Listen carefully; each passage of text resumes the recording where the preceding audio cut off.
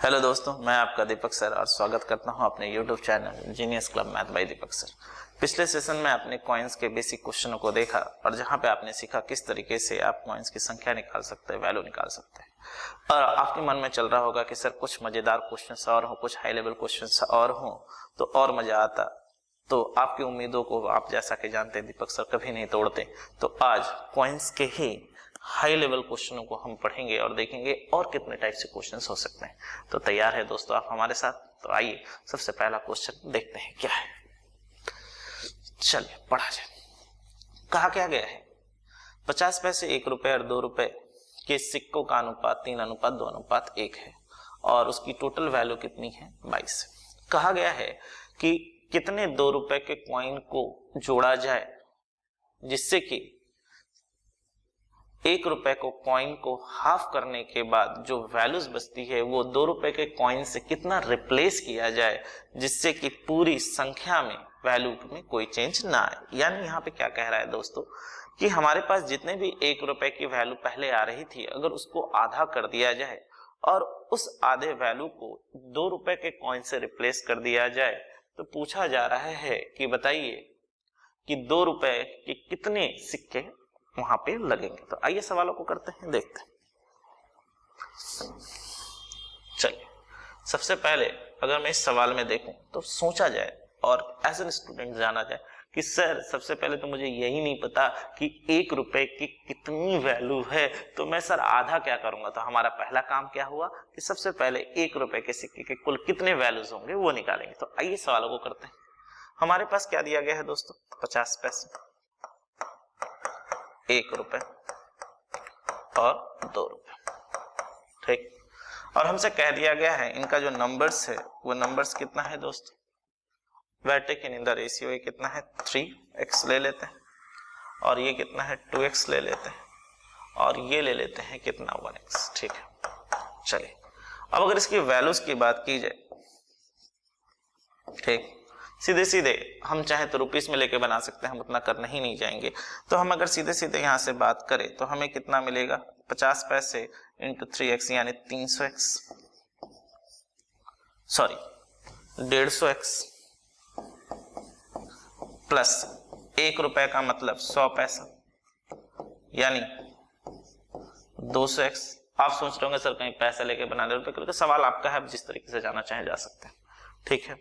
और 2 रुपए होने का मतलब 200 पैसे यानी 200x। ये टोटल अगर जोड़ा जाए तो ये कितने के बराबर है 22 रुपए है, तो 22 इंटू 100 के बराबर है। चलिए सॉल्व कर लेते हैं। यहां से अगर हमने सॉल्व किया तो हमें कितना मिला 550x बराबर 22। और अगर आप यहां से उड़ा दें तो ये कितने बार में कट जाएगा 4 बार में, यानी x की वैल्यू कितनी आ गई 4। अब अगर x की वैल्यू 4 आ गई तो हम कह सकते हैं कि 1 रुपए के 2x कॉइन्स थे, तो यानी यहां से अगर बात की जाए कि 1 रुपए के अगर 2x कॉइन थे यानी 1 रुपए के कॉइन कितने थे 8।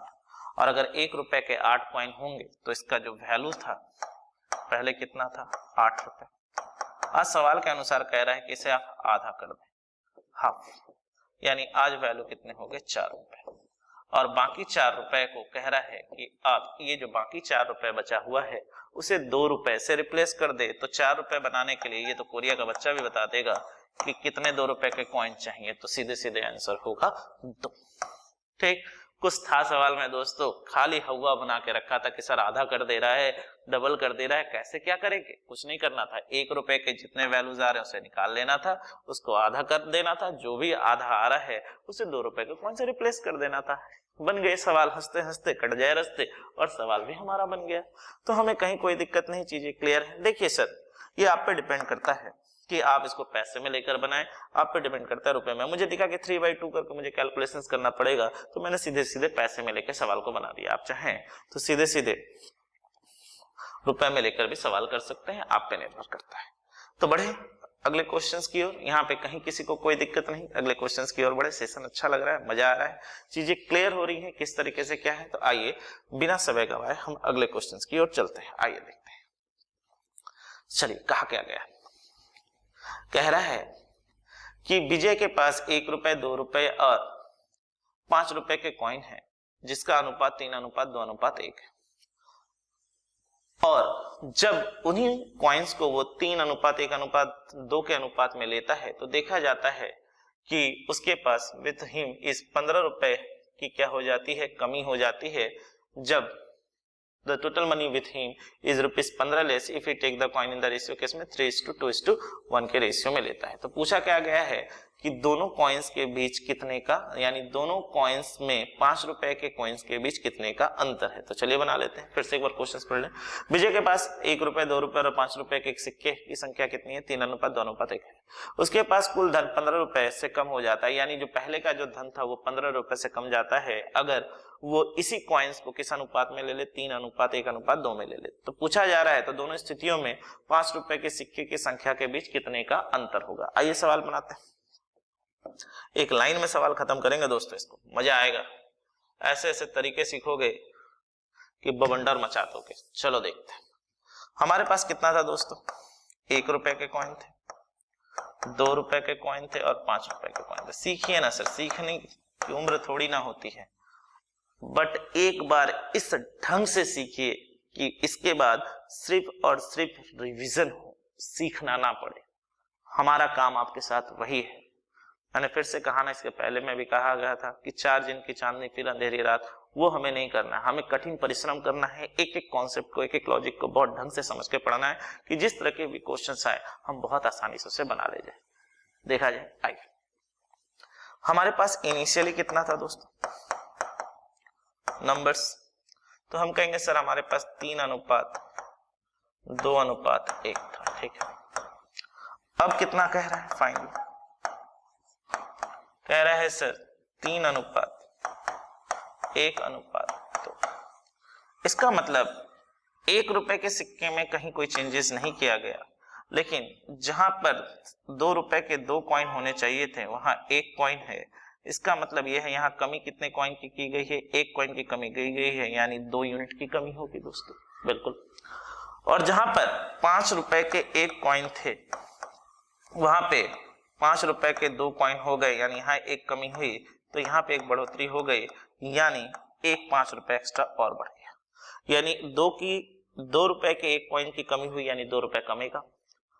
5 रुपए की 1 कॉइन की बढ़ोतरी हुई तो 5 रुपए बढ़ेगा। तो हम सीधे सीधे कह सकते हैं टोटल कमी और बढ़ोतरी के साथ अगर हम बढ़े तो कितने यूनिट की बढ़ोतरी हुई, 3 यूनिट की। तो इस 3 यूनिट की वैल्यू कितनी है दोस्तों, 15। तो 1 यूनिट की वैल्यू कितनी आएगी, 5। और अगर हम सवाल में देखें तो हमारे सवाल में भी 5 रुपए के कॉइन में कितने का अंतर आ रहा है, 1 रुपए का, यानी 1 यूनिट का। तो 1 यूनिट की वैल्यू कितनी थी, 5। तो सीधे सीधे आंसर हम मार देंगे 5, कोई XYZ लेने की जरूरत ही नहीं, सीधे सीधे है। 1 रुपए में कहीं कोई परिवर्तन नहीं किया गया, छोड़ देते।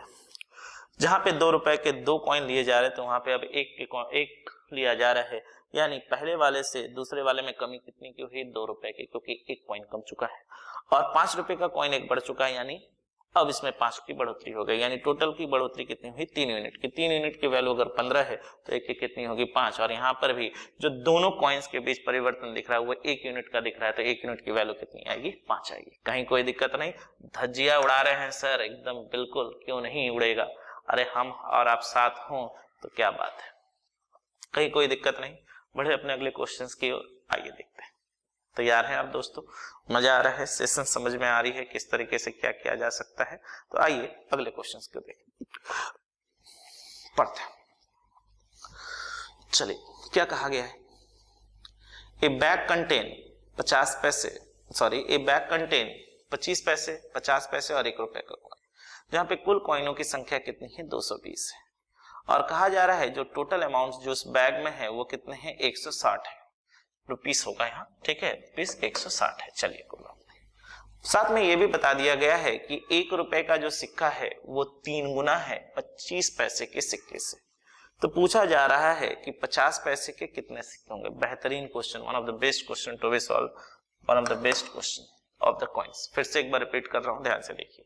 कहा गया है कि हमारे पास 25 पैसे, 50 पैसे और 1 रुपए के कॉइन्स हैं, जिसमें यह हमें बता दिया गया है कि टोटल कॉइन की संख्या कितनी है, 220 है। साथ से यह भी बता दिया गया है कि कॉइन्स को अगर सभी को जोड़ा जाए तो वो टोटल 160 के बराबर है। साथ में आपको यह भी बता दिया गया है कि 1 रुपए के जो सिक्के हैं वो 25 पैसे के सिक्के का 3 गुना है।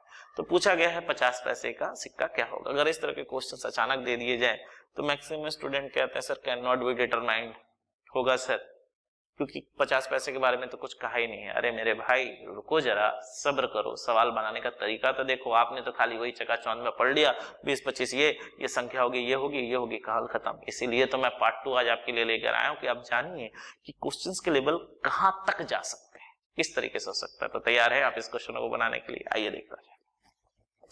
देखो दोस्तों, इस तरह के क्वेश्चन अगर आते हैं तो बेस्ट वे है, ठीक है, इस तरह के क्वेश्चन अगर आते हैं तो बेस्ट तरीका है बाई ऑप्शन जाना। किस तरीके से जाना? By option. चलिए, और बाई ऑप्शन जाने के लिए पहले हम अपनी प्रिपरेशंस तो कर लें। क्या क्या था हमारे पास? 25 पैसे थे, हमारे पास 50 पैसे थे, और हमारे पास 1 रुपए का था, ठीक है। हमसे यह भी कह दिया गया है कि 25 पैसे का कॉइन ये 3 गुना है, ठीक है, थोड़ा सा नीचे, ठीक है, समझ में तो आ ही रहा है, इससे 3 गुना है, और टोटल जो वैल्यू है वो 160 है। अब पूछ रहा है कि 50 पैसे के कितने कॉइन होंगे। सबसे पहला ऑप्शन नंबर ए लेते हैं। 50 पैसे के अगर 80 कॉइन हुए तो अगर मैं इसको 1 यूनिट मानता हूं तो ये कितना यूनिट होगा? 3 यूनिट, क्योंकि इसका 3 गुना है, 1:3 के रेशियो में होगा। तो ए ऑप्शन अगर मानूं तो हमारे पास 25 पैसे और 1 रुपए का कॉइन का अनुपात कितना हो गया? 1:3। और इनकी जो टोटल वैल्यू होगी नंबर्स में वो कितने के बराबर होगा? तो हम कहेंगे सर टोटल 220 है माइनस 80 यानी 140। और अगर ये 140 हो तो 4 यूनिट की वैल्यू 140 है, तो 1 यूनिट की वैल्यू कितनी होगी दोस्तों? 35। और अगर 25 पैसे के 35 कॉइन होते हैं तो इसकी वैल्यू किस में आएगी? डेसी। इसकी वैल्यू किस में आएगी? पैसा में। और क्योंकि हमारे सवाल में आंसर रुपीस में है तो ये कभी भी हमारा आंसर नहीं हो सकता, क्योंकि बटे 4 करेंगे तो पैसे में आंसर आएगा, यानी ऑप्शन ए तो कैंसिल हो गया। आते हैं ऑप्शन बी पे। अब अगर ऑप्शन बी चेक करें तो 50 पैसे के कॉइन्स कितने ले लिए जाए? 60। 50 पैसे के कॉइन्स अगर 60 होंगे तो बाकी 25 पैसे और 1 रुपए के जो कॉइन्स बचेंगे वो किस अनुपात कितने बचेंगे? तो हम कहेंगे सर संख्या में 160 बचेगा, और इनका रेशियो कितना है? 1:3। अगर इनका रेशियो 1:3 है नंबर्स में, तो ये नंबर्स कितनी होगी? तो हम कहेंगे सर ये 40 होगा और ये 120 होगा, ठीक। यानी 1 रुपए की कॉइन कितनी हो गई? 120, और 25 पैसे के कॉइन कितने हो गए? 40। तो वैल्यूज मिलाकर देख लेते हैं। अगर 50 पैसे को यहाँ पे लिया जाए, ये 25 पैसे और ये 50 पैसे, ये 1 रुपए सॉरी, तो हमने यहाँ पे क्या देखा कि ये कितने आ रहा है? 40, और ये कितना आ रहा है? 120। तो वैल्यूज की बात करें तो हमें पता है 25 पैसे के जितने कॉइन्स होते हैं बटे 4 करने से इसकी वैल्यू निकल जाती है, यानी 10 रुपए। 50 पैसे के जितने होंगे हाफ, यानी 30 रुपए लिख लेता हूँ, और 1 रुपए के जितने कॉइन होते हैं उतनी ही वैल्यू 120। तो कुल मिलाकर कितना आ रहा है? 160, जो कि हमारे सवाल के साथ मैच कर रहा है। तो हमारे सवाल का आंसर क्या होगा? Option number B. इस तरह के क्वेश्चंस को बाय ऑप्शन से आप बनाएंगे, जो कि हिट एंड ट्रायल मेथड होता है, जो कि हिट एंड ट्रायल मेथड होता है।